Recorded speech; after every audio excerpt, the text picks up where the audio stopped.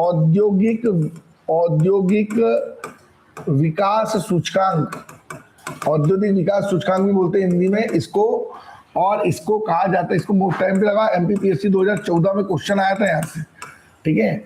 कई बार ऐसे क्वेश्चन बनते नहीं है परीक्षा में। क्या लिख लो?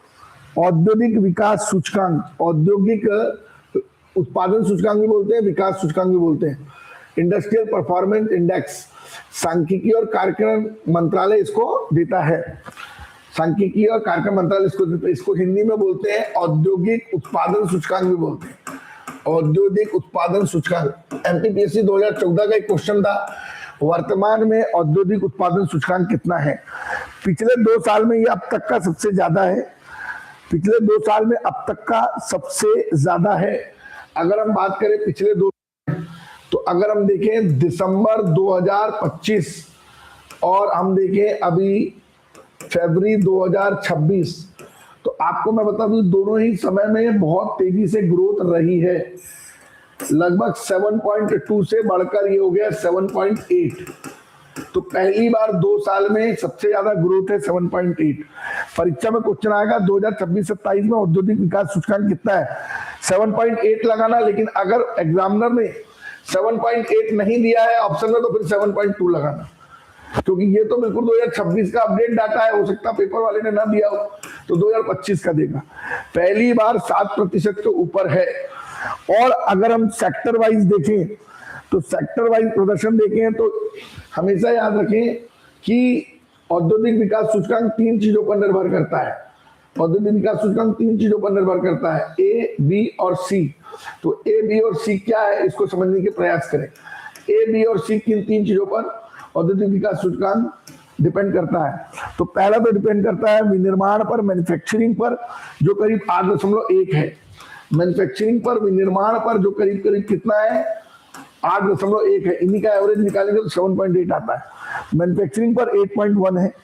उसके बाद माइनिंग पर है लगभग 6.8। माइनिंग को हम खनन बोलते हैं, तो खनन पर है 6.8%, खनन पर है 6.8%। और इसके बाद है फिर बिजली पर, बिजली बोले तो इलेक्ट्रिसिटी, तो बिजली पर जो है वो है 6.3। तो ओवरऑल ऑन एवरेज कितना हो गया, 7.8 हुआ। मतलब अगर सेक्टर वाइज देखें तो मैन्युफैक्चरिंग सेक्टर की ग्रोथ है 8.1, माइनिंग है 6.8 और इलेक्ट्रिसिटी है 6.3। इन तीनों से चीजें जुड़कर बनती हैं। अब इंडस्ट्रियल परफॉर्मेंस इंडेक्स में हम देखें तो टॉप ग्रोथ इंडस्ट्री कौन है, आज सबसे ज्यादा कौन सी इंडस्ट्री तेजी से बढ़ रही है इंडिया में? कंप्यूटर, इलेक्ट्रॉनिक आइटम और ऑप्टिकल प्रोडक्ट। आप ये कह सकते हैं जो भी इंफॉर्मेशन कम्युनिकेशन टेक्नोलॉजी से जुड़े हुए प्रोडक्ट हैं, सबसे ज्यादा ग्रोथ आज की डेट में उनकी। अगर कल को भविष्य में आपको कोई बिजनेस करना है तो सबसे बढ़िया बिजनेस आपका होगा कंप्यूटर से जुड़े हुए प्रोडक्ट का, इलेक्ट्रॉनिक आइटम का, ऑप्टिकल प्रोडक्ट का। 34%, 34.9 की ग्रोथ है। सेकेंड है मोटर वाहन या फिर आपके जो भी ऑटोमोबाइल इंडस्ट्री, तो 34.9 है। ये सेकेंड जो है वो है ऑटोमोबाइल इंडस्ट्री। ऑटोमोबाइल इंडस्ट्री लगभग 33% के आसपास टॉप इंडस्ट्रियल प्रोडक्शन ग्रोथ में है। इसके अलावा तीसरे नंबर पर अगर हम देखें तो परिवहन या ट्रांसपोर्ट है, जो करीब 25% की ग्रोथ है। तो भविष्य में अगर सबसे पुख्ता तरीके से कोई बिजनेस आगे बढ़ने वाला है तो कंप्यूटर और इलेक्ट्रॉनिक का बनने वाला है। बात समझ में आ रही? ये टॉप ग्रोथ इंडस्ट्री से जुड़ी हुई चीजें। और यहाँ का जो पैसा है वो सबसे ज्यादा लगाया जा रहा है इंफ्रास्ट्रक्चर पे लगाया जा रहा है। कहाँ पे लगाया जा रहा है? एक क्वेश्चन बना लीजिए, वर्तमान में औद्योगिक उत्पादन सूचकांक की दर कितनी है? मैंने बोला ना अगर 25 का डाटा पूछेगा तो 7 पॉइंट, अरे बोलो भाई, 7.2। और अगर डाटा पूछेगा 26 का रिसेंटली तो 7.8। और ग्रोथ में औद्योगिक उत्पादन सूचकांक काय से जुड़ा हुआ है? औद्योगिक उत्पादन सूचकांक काय से जुड़ा हुआ है? औद्योगिक उत्पादन सूचकांक काय से जुड़ा है बताओ ना भाई। एक तो जुड़ा है विनिर्माण मैन्युफैक्चरिंग से, जो कोविड के समय 12% से घट करके 0 हो गया था, 0.2 हो गया था।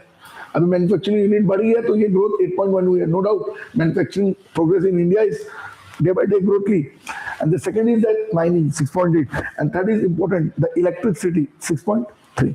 Understand what I'm telling now? Last 2 years the increase, the industrial performance, industrial production rate is very high, and recently 7.2 is growth to 7.8, and the first time in India the 7% crash of industrial production growth in 2024, dramatical change industrial growth sector, जो slow down आया हुआ था वो तेजी से बढ़ा है। और एक खास बात, जब 2014 में एमपीपीएससी ने इस प्रश्न को पूछा था करंट अफेयर्स के अंदर कि औद्योगिक उत्पादन सूचकांक कितना है, उस समय सबसे ज्यादा था 4.2। तो 2014 में 4.2 था, अभी 7.2 हुआ, अब पहली बार 7.8 हो गया, 7.2। निश्चित तौर पर आप लॉक कर दीजिए, ये क्वेश्चन यहाँ इस बार आएगा। अब देख लीजिएगा 26 अप्रैल के पेपर में आपको क्वेश्चन दिखेगा यार, ये यूपीएससी के पेपर में दिखेगा आपको। बात समझ रही? आप मेरी बातों को समझ पा रहे हैं, पूरे तरीके से समझ पा रहे हैं? बहुत बढ़िया, धन्यवाद। एक और हेडिंग है जिसको अपन लिखेंगे। क्या होता है, फिर मैं ऐसे पढ़ाता हूं तो लेवल हाई हो जाता है, मेरे लिए कोई बाउंड्री लाइन नहीं रहती, तो बाउंड्री लाइन नहीं रहती तो जाता हूँ, खुल जाता हूँ, तो फिर एग्जाम ओरिएंटेड के बाद और नॉलेज ओरिएंटेड हो जाता हूँ। मैं रहना चाहता हूँ एग्जाम ओरिएंटेड। मैं अगर वैसे पढ़ाऊंगा तो मैं ऐसे रहूंगा, समझ रहे? लेकिन मैं अगर ऐसे पढ़ाऊंगा तो मैं ऐसे हो जाऊंगा। आप कैसे पढ़ना चाहते हैं, ऐसे कि ऐसे? बताइए, ऐसे कितने लोग पढ़ना चाहते हैं? डिटेल में कितने लोग पढ़ना चाहते हैं? पढ़ना चाहते हैं तो पढ़िए, कितना रोका आप? चलिए एक और लिखिए, फिजिकल डेफिसिट कितना होता है? एक बच्ची मेरे को बोली सर आपने फिजिकल की स्पेलिंग गलत लिख दी है। बेटा वो फिजिकल होता है, ये फिजिकल होता है। बच्चा बड़ा परेशान होता है, उसको समझ में नहीं आता है वो क्या चाह रहा है। ये इकोनॉमी का फिजिकल है, ये फिजिक्स का फिजिकल, ये बायोलॉजी का फिजिकल नहीं। राजकोषीय घाटा, क्या भैया? राजकोषीय घाटा, जिसको लेके सरकार ने 2003 में fiscal responsibility budget management act लाई थी। मध्य प्रदेश सरकार ने 2005 में लाई थी। पीएससी ने क्वेश्चन पूछा था physical responsibility budget management act कब लाया गया, तो 22 में सरकार ने तय किया था कि हम अपनी फिजिकल डेफिसिट को जो चल रहा है कम करेंगे। मतलब 2022 में सरकार का टारगेट था 6.8 करेंगे 22 में, fiscal responsibility budget management act जो परसेंटेज ऑफ जीडीपी है। 23 में सरकार ने कहा कि और कम करेंगे, 6.4 किया। वैसे तो सरकार ने 0 का लक्ष्य रखा था, लेकिन 0 हो नहीं पाया। 24 में कहा कि 5.6 रखेंगे।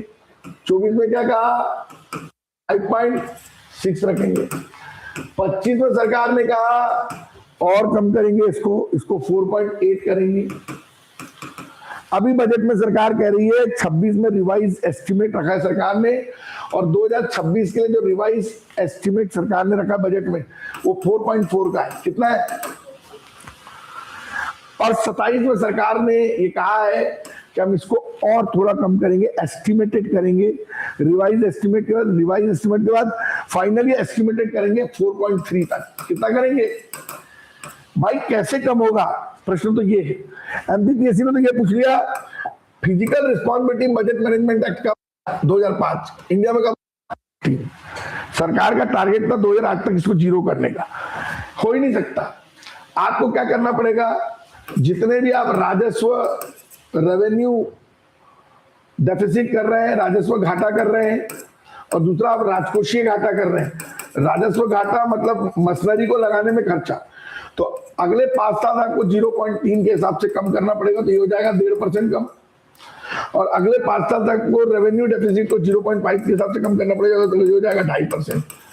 जब ये दोनों कम करोगे तो 4% कम हो जाएगा 2030 तक। तो 2030 तक ये सिर्फ 0.3% बचेगा। लेकिन ऐसा करना बड़ा कठिन है कि आप राजस्व घाटे को कम करेंगे तो आपको सरकारी नौकरियां कम करनी पड़ेगी। देखो सरकारी नौकरियां निकल भी कम रही है, बड़े पद ज्यादा निकल रहे, छोटे एग्जाम कम निकल रहे। पहले एसएससी की हजारों में पोस्ट आती थी, अब 500-700 पोस्ट आ रही।